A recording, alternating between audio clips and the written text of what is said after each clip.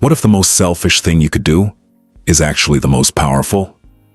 Not selfish in the way the world warns you about. Not greedy. Not cold.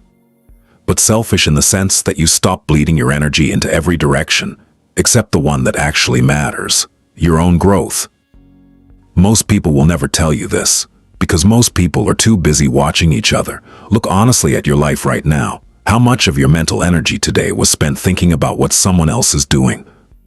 What they think of you? Whether they noticed your effort? Whether they approved of your choices? Whether they are ahead of you somehow? This is the silent epidemic nobody talks about. Not depression, not laziness, but this constant, invisible leak. Attention flowing outward, away from yourself, toward everyone else. You wake up and check what the world is doing before you even know what you are doing. You make decisions based on invisible audiences. You feel proud when strangers validate you. You feel hollow when they don't. And slowly, without realizing it, your life stops being yours. Here is what nobody explains properly. The human brain was not built for modern life. It was built for survival in small tribes, where social acceptance was literally life or death. Being rejected by the group thousands of years ago meant dying alone in the wild. So the brain learned to obsess over others, to monitor, to compare, to adjust. That instinct kept our ancestors alive. But today, it is quietly destroying your potential, because what kept a tribal human alive is keeping a modern human distracted. You are running ancient survival software in a world that demands something completely different. The ability to focus inward, think independently, and build something of your own without needing constant approval from the tribe. Pause for a moment. Think about how much of your anxiety comes from other people's opinions, opinions that will change tomorrow, from people who are barely managing their own lives. Marcus Aurelius ruled the most powerful empire in the world. He had every reason to be consumed by the opinions of senators, generals, and citizens, and yet he wrote this to himself in private. You have power over your mind, not outside events. Realize this, and you will find strength. He understood something that most people spend their entire lives missing. The external world is noise. Your internal world is the only kingdom you can actually govern. Epictetus, who was born a slave and had nothing by the world's standards, built a philosophy more powerful than most emperors ever possessed. His entire teaching rested on one idea. Some things are within your control, and most things are not. Other people's thoughts about you, not within your control. Their envy, their criticism, their approval, not yours to manage. What you do with your time, your mind, your discipline, your attention, entirely yours. The moment you truly accept this, not as a nice idea, but as a lived reality, everything changes. Carl Jung called it the persona, the mask we build for the outside world. And here is the trap. You spend so much energy maintaining the mask that you forget to develop the person underneath it. You become a reflection of other people's expectations. You chase goals that were never yours. You wear a version of yourself designed to be liked rather than to be real. And the tragic irony? The more you perform for others, the less interesting you actually become. Because people with no inner life are hollow. You can feel it when you talk to them. There is nothing behind the eyes, nothing settled, nothing real. The people who genuinely command respect are not the ones performing for the crowd. They are the ones who are so deeply engaged with their own development that they simply do not have time for the performance. Here is the shift. Stop measuring your life against other people's lives completely. Not as a temporary exercise, as a permanent decision. Your only competition is the person you were yesterday. That is not a motivational phrase. That is a precise psychological strategy. When you compare yourself to others, you are using a broken measuring stick, because you do not know their internal world. You do not know their sacrifices, their failures, their doubts. You are comparing your behind the scenes to their highlight reel, and then making serious life decisions based on that false data. But when you compare yourself only to your past self, the measuring stick becomes accurate, and progress becomes visible, and progress creates the kind of quiet confidence that no external validation can ever manufacture. Imagine this situation. You are at work. You have been disciplined, focused, producing good results. Then, someone else gets promoted. Someone who, in your honest assessment, is not better than you. Most people spiral. They feel bitter.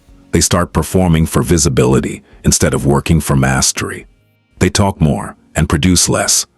They shift from building to competing, and that shift, that moment of turning outward, is exactly when their growth stops. Now imagine someone else in the same situation. They feel the disappointment, they acknowledge it, and then they return to their own work, not because they are passive, but because they understand that the only path that actually leads somewhere is the one built on genuine skill and genuine discipline. 5 years later, which person has grown more? Which one carries themselves differently? Which one does not need the promotion to feel powerful? Think about this in your own life.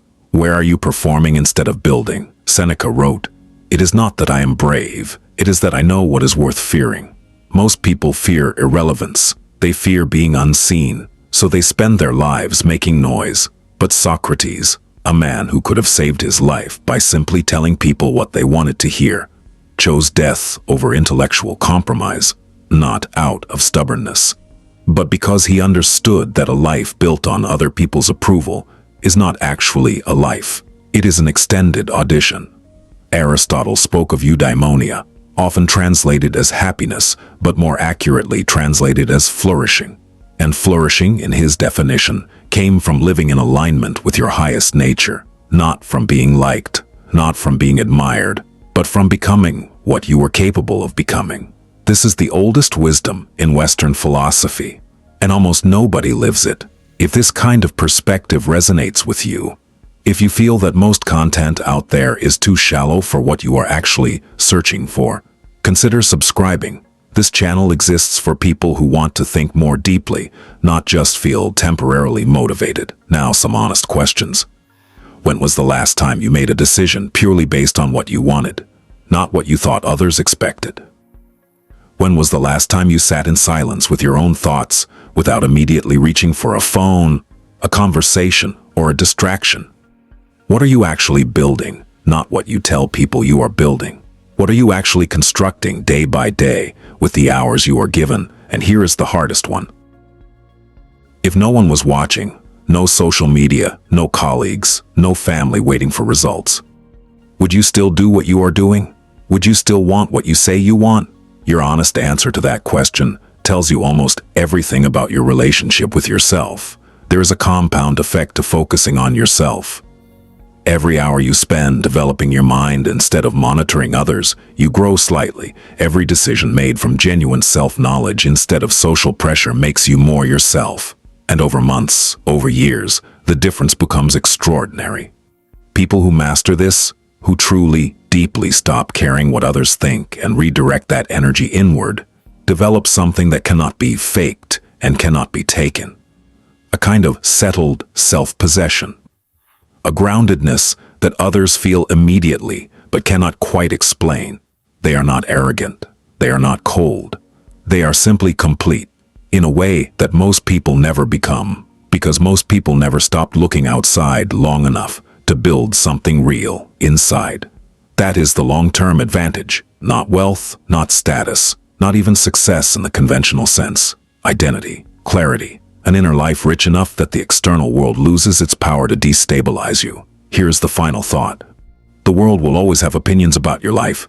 It will compare you, judge you, underestimate you, and occasionally try to define you. That will never stop. But here is what Marcus Aurelius understood sitting alone in his private journal, surrounded by the noise of an empire. You are not required to accept anyone's version of you. You are only required to show up every day to the quiet, unglamorous, deeply meaningful work of becoming who you are capable of being. Not for applause, not for proof. Not because anyone is watching, but because a life built from the inside out, disciplined, intentional, and genuinely yours, is the only life worth living.